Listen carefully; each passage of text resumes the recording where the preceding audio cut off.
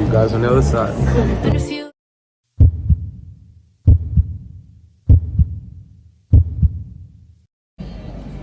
You guys, I'm starting this vlog late. I'm already in the airport. I was trying to decide if I wanted to use my phone or if I wanted to use a GoPro, but I think I'm gonna go with my phone because I really like the quality of my phone and it's so much easier to use. We are on the way to Vegas. When you guys see this vlog, I will already be home. We are now boarding the plane. That's right. See you guys on the other side. Only been a few hours, but it felt like days. Only been days, but it felt like months. When your lighting is on point. Rub it in. I guess I'm doing what I want. So you guys, my face look a little bit crazy. Currently in the hospital with Leo. My eyes are like still red. So much happened in such a short time, you guys. Funny how I started this vlog like super happy, pumped, ready to go to Vegas. Now we are in hospital with Leo. Literally as soon as we landed in Vegas, my messages just went off from Skyla, from my sister-in-law, from Penny, and I'm like, what the hell? Okay, so now is the perfect time to update you guys. I just got back to the hospital from eating. I don't even know if you call it story time. Guys, this is story time, but it's not a fun story time. My eyes look crazy because I was crying for freaking hours, and then I'm like lacking sleep right now because of the back-to-back 5-hour flights. Because we left to go to Vegas. We made it to Vegas. We were literally in Vegas in the airport.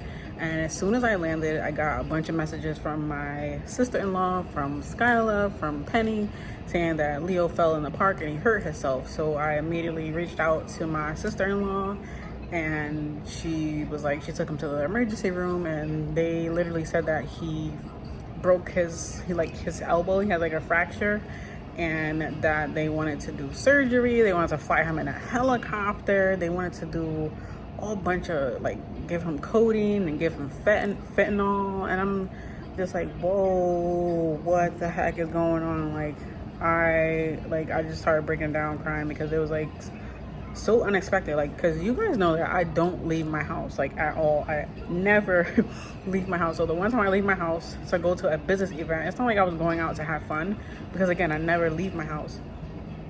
So I leave my house to go to this business event, which was like a huge opportunity for me and my business, which also made me like even sadder because I missed out on this opportunity. It's like to see myself and see my products on display, which was absolutely crazy to me. But anyways, so yeah, he just had like a minor surgery. They had to put some rods, like poles, in his arm to make sure that his bone forms back to how it's supposed to. But other than that, he's fine. The surgery was really super quick. He only has to have the rods or the poles for 4 weeks. I think it is 4 weeks tops. So yeah, that is the story. Like, absolutely crazy. There we go. All right, and he just needs to have one phone in, but then take it.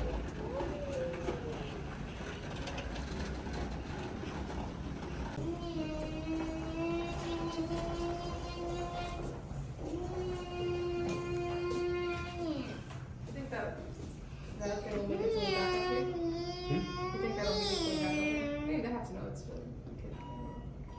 You are a rainbow of possibilities.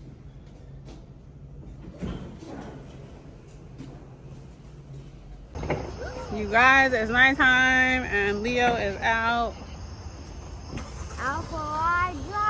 We waiting for Poppy to pull up with the Jeep and just driving him around in circles. Look at that! Going home after long trips and no shower. Yeah, I was at the Widow Hospital. And a hurt child. Hospital. We literally had to take him out of the hospital in the gown because We don't know how to put the shirt on it, which is probably going to be a struggle for the next few days, but I'm sure we'll figure it out. So yeah, I don't know what this video is. Moral of the story, sometimes your plans in life does not go how you expect it to, but you still got to look at it on a positive side. We came home to Leo. He's happy, he's fine, we're with him, so that's what matters the most, although I would have liked to stay. My first instinct was to come home to my child, and I'm very happy that I did, because now I know that he's fine. I was able to make like the right decisions on the procedures and the type of medication and stuff like that, because we're really picky with stuff like that. So yeah. And also the girl that at home. Yep, the girl that at home. Probably eating ice cream. On my IG, I'll be posting the content that I had 2 of my friends send me over from the convention. They were able to attend, so they took some videos and pictures for me, which I'm super grateful for, because I wouldn't be able to see my stuff if it wasn't for them. I mean, my Alibaba reps probably would have sent them over, but especially Rika, like Rika knows how to create the type of content that I create. So the fact that she made the videos for me, I'm super duper grateful about that. I'm gonna link her page. You guys can also check her out. She's also a fellow entrepreneur. So yeah, I'm gonna end this video. That's gonna be it, you guys. I'm like super exhausted. I just want to be home and take a shower. I'm waiting for Nelson to come with a Red Bull, and Leo's gonna get some food and a slushie. And I also can't go in bath because... Yeah, he can't get his arm wet. We got to do a follow-up. They got to put on a permanent cast right now. The one is temporary. He can't get it wet. We have to call tomorrow to make the appointment. And then in 4 weeks, they remove the pins. And this is just a whole lot. But we always got to stay positive. It's crazy how the whole thing played out. Like, we literally was in Vegas and then had to come back home, which is absolutely insane. But yeah, what can we say, you guys? Before I end this vlog, like, I don't even know what to call this video because it's so all over the place. I was not really trying to record.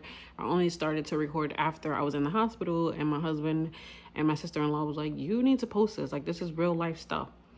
So I started recording in the hospital whenever I could, which wasn't really like, because I don't like to record. Like, I cannot be sitting next to people and just pull out my camera and start talking and recording. Like, that's not my personality. Like, I like to do it like by myself, like how I'm down here right now by myself. Everybody's upstairs.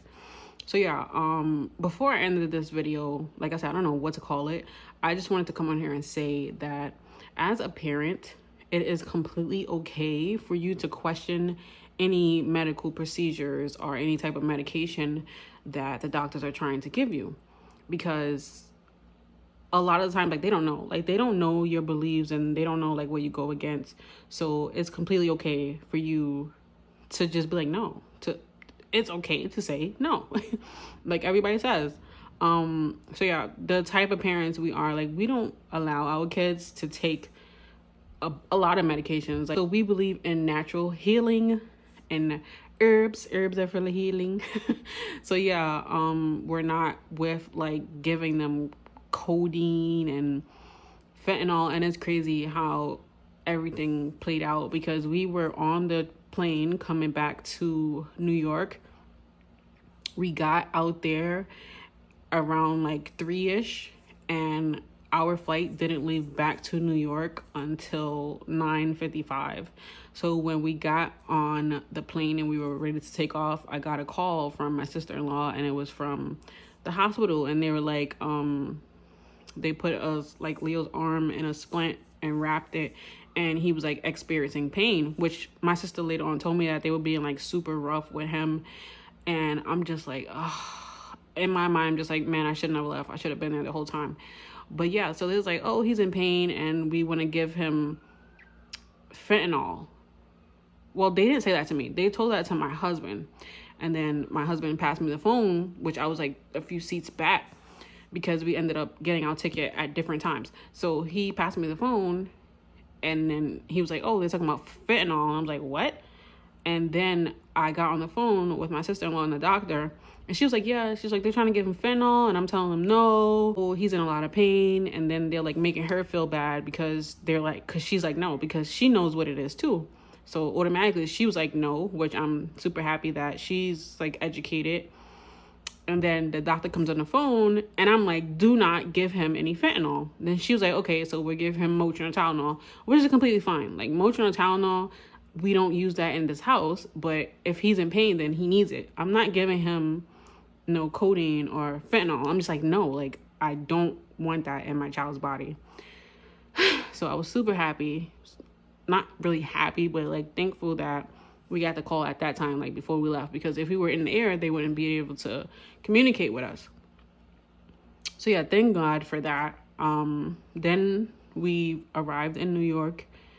We got to the airport. We had to wait for my husband's cousin to take us back to his mom's house to get the Jeep, to get the truck. And then we went to the hospital. We got to the hospital like around, I would say like 10 o'clock. Leo was sleeping when we got there. So we stayed there the whole day. And then they did his surgery like around 5, 6 o'clock. And then we were out of there for like an hour later. We told him like we wanted to wait like an hour or so to see if he's still in pain. So then they prescribed us Motrin and Tylenol, which I gave to him. I gave it to him at 4. It was like every 6 hours I was able to give it to him. And I only gave it to him 3 times, which included, of course, today. But yeah, so everything played out in our favor. But the moral of the story is, like, as a parent, it's okay to question things. Like, you don't always have to agree with doctors. And I try to tell this to a lot of parents. Like, my kids have a special pediatrician, somebody that knows like what we stand for and what we represent, and like how like we don't vaccinate our kids. They understand that. They don't ask any questions. They don't try to push like vaccines on us because this doctor is educated in like the type of lifestyle that we live. So we also were able to get a second opinion about the surgery because they was ready to fly him in a helicopter to give him the surgery right away, even though we didn't consent. And I'm like, just wait. We want a second opinion to see if this is something that like we absolutely need, because if we didn't absolutely need it and it would heal by itself, then we weren't going to proceed with it. So yeah, everything worked out in the end. Leo's fine. He's upstairs. They take the rods out in 4 weeks, like I mentioned earlier in the video. So yeah, everything worked out. I'm still tired, you guys, because I ended up sleeping in another room with Leo so I could sleep next to him in a separate bed, because, you know, we still co-sleep with him. We co-sleep with the kids for as long as we want to, because kids are not young forever. And if they want to sleep with us, then I just let them sleep with us. And so does my husband. He agrees with it. So yeah, during the night, I didn't really sleep straight through the night. So I'm hoping tonight I'll be able to sleep straight through the night. I would really love to do that because I still need to sleep. So yeah, that's going to be it for this video. I would say, catch you guys in the next vlog. But no, my life is normally not like this, which makes it even weirder because those of you who know me, you know I never go outside. So what are the freaking odds that something happens like this when I finally take a flight? Absolutely crazy. I can tell you something. I'm staying my ass in the house. I'm staying in the house, you guys. So yeah, that's it for this vlog. I'm actually probably post this tonight or maybe tomorrow. Saturday is my regular upload date, so be expecting it, and be expecting the cool content on Instagram. Thanks to my friends. So yeah, catch you guys in the next video. Thanks for watching, you guys. Peace. Oh, this is a heart. Peace and much love.